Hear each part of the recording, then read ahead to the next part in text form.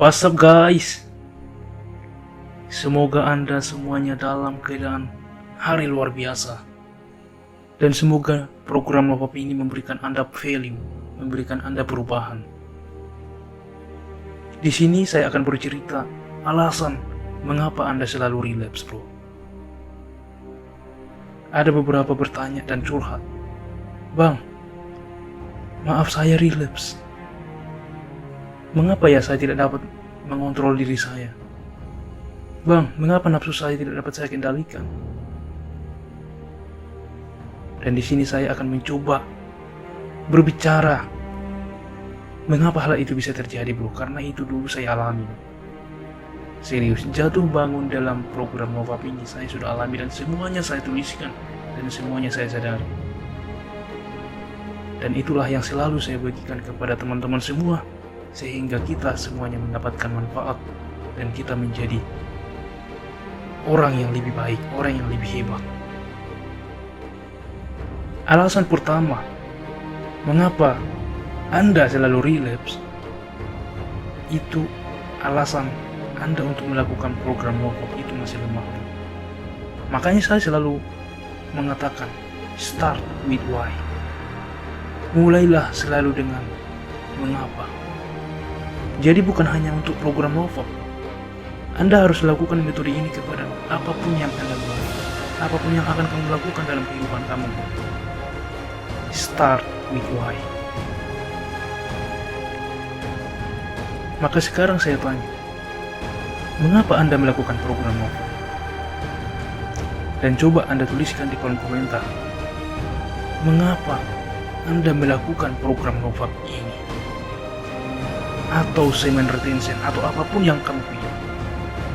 Mengapa kamu melakukan itu? Itu bro yang pertama.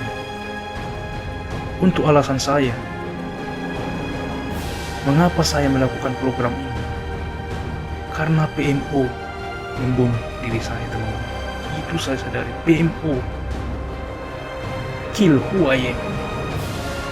Dan saya tidak ingin hidup di dalam hal dunia palsu, fantasi. Saya ingin menghadapi kenyataan, menghadapi rasa sakit. Saya tidak mau lari dari masalah. Saya akan hadapi masalah. Karena saya sadar, bukan pornografi yang masalah bagi kita, bro. Pornografi bukan itu masalahnya, bro. Mengapa saya katakan seperti itu? Begini logikanya. Dulu ketika saya mengalami penolakan, ketika saya mengalami depresi, mengalami ketidaknyamanan, artinya level diri saya berada di titik bawah, maka saya ingin merasakan hal lebih baik. Maka jelas, yang memberikan kesenangan secara cepat, itu adalah pornografi, teman-teman. Dan ingat, pada video saya sebelumnya, setiap hal yang membuat kita merasakan kesenangan di awal terlalu cepat, dan mengakibatkan kemudaratan atau penderitaan di akhirnya, don't do this shit. Oke bro, apakah kau paham apa yang saya bilang?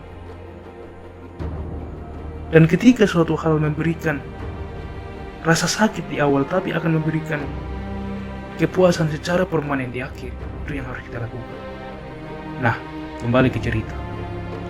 Dulu setiap saya merasa depresi, saya mengalihkan ke pornografi. Dan setelah saya merasa kesenangan itu dan saya depresi lagi, karena saya menyesal melakukan pornografi dan saya lakukan lagi. Dan itulah lingkaran setan itu. Oke, masalah, maka Anda ingin merasakan kesenangan, maka ke pornografi. Habis Anda senang, pasti ada rasa sakit lagi.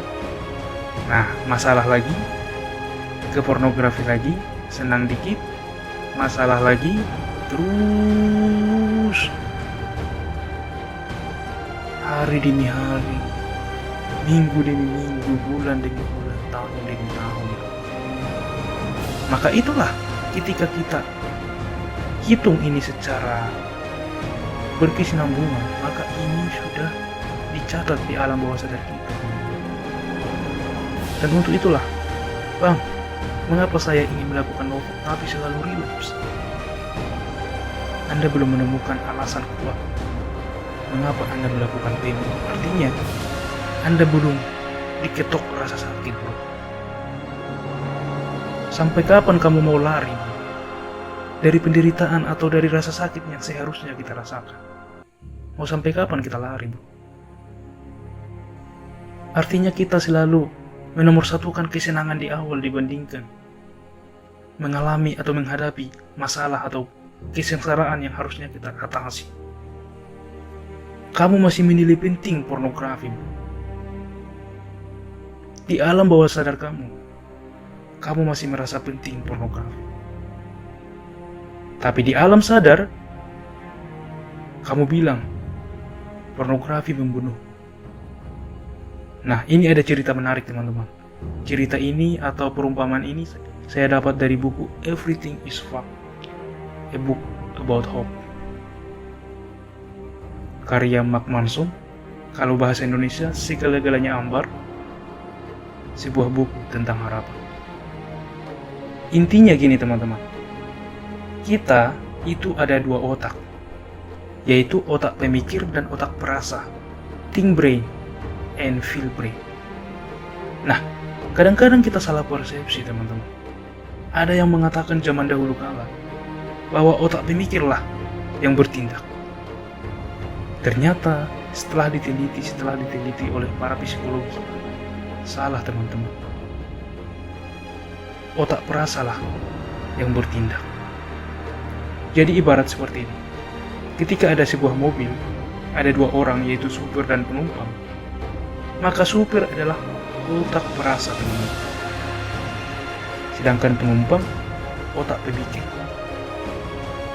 Itulah kenapa kita sadar, kita tahu bahwa pornografi itu salah, tapi tetap kita lakukan. Karena apa? Otak perasa yang melakukannya. Karena apa? Dia ingin senang. Itu, bro. Dia ingin merasa kesenangan. Otak pemikir tidak bisa melawan. Semakin kamu lawan otak perasa akan semakin merajalela. Dia nggak peduli. Pokoknya dia ingin senang aja. Dan oleh karena itulah, teman-teman, yang saya pelajari dari dua kasus ini, ternyata kontrol diri itu fiktif. Karena apa? Tubuh kita ini digerakkan oleh otak perasa. Jadi apa yang harus kita lakukan? Nah, yang harus kita lakukan ialah kita harus bernegosiasi, bekerja sama dengan otak perasa, bro. Artinya gini, ini salah satu sifat otak perasa. Dia ingin kesenangan, tapi dia juga tidak mau rasa sakit, bro. Oke? Dia tidak mau rasa sakit. Nah, oleh karena itulah, kamu harus berpikir. Otak pemikir kamu harus menjelaskan kepada otak perasa. Ketika kamu mau melakukan ini, kamu harus bilang rasa sakitnya. Contoh sederhana. Kita tahu melakukan gym itu bagus, membentuk badan, menambah kesehatan, tapi jarang orang yang mau melakukannya. Karena apa? Otak perasanya bilang malas. Padahal otak pemikir tahu bahwa itu bagus. Oleh karena itulah, hal pertama yang harus kita bilang kepada otak perasa, hai otak perasa, bagaimana kalau hari ini kita beli sepatunya aja dulu? Nanti kalau udah punya sepatunya, baru ke gymnya. Jadi tahap demi tahap, teman-teman. Ketika otak perasa bilang, nggak mau, bilang lagi, nanti kalau kita pergi ke gym, maka badan kita akan bagus dan kita akan dihargai orang. Memang awalnya berat nih, tapi ini akan memberikan rasa kesenangan luar biasa nantinya, bro. Nah gitu, kamu harus melakukan self-talk namanya, berbicara kepada diri sendiri, bro. Kamu harus bernegosiasi, sehingga di situ kamu akan menjinakkan dan mengajak kerjasama si otak perasamu yang penuh bullshit ini, yang pengennya ingin bersenang-senang ini, gitu, bro. Nah, kamu harus mengajak kerjasama nih. Untuk lebih jelasnya kamu bisa baca ya di bukunya Yes. Ini adalah gambaran inti yang saya dapatkan. Dan oleh karena itulah, ketika ingin melakukan program MOFA dan Anda relapse, pasti belum banyak kamu katakan, atau kamu tulis, atau kamu afirmasikan efek-efek negatif yang akan timbul ketika kamu relapse, ketika kamu Kamu harus buat rasa sakit sama orang perasa itu supaya dia tahu, wah sakit banget. Dan ini sangat penting. Jadi itulah alasan mengapa kita selalu review. Yang pertama, start with why. Ketika alasan atau niat kita masih kecil atau masih lemah, maka itu akan sangat gampang digoyahkan. Yang kedua, kita lebih mementingkan kesenangan di awal dibandingkan menyelesaikan masalah. Yang ketiga, kita masih memberi value kepada PMU. Kita masih memberikan nilai kepada pornografi. Oke bro, semoga audio ini atau video ini bermanfaat untuk kita semuanya. Dan jika ada saran ke depan, Anda bisa menuliskan di kolom komentar. Salam Nopap Indonesia, love your life. Yes, I can. Salam damai. Peace.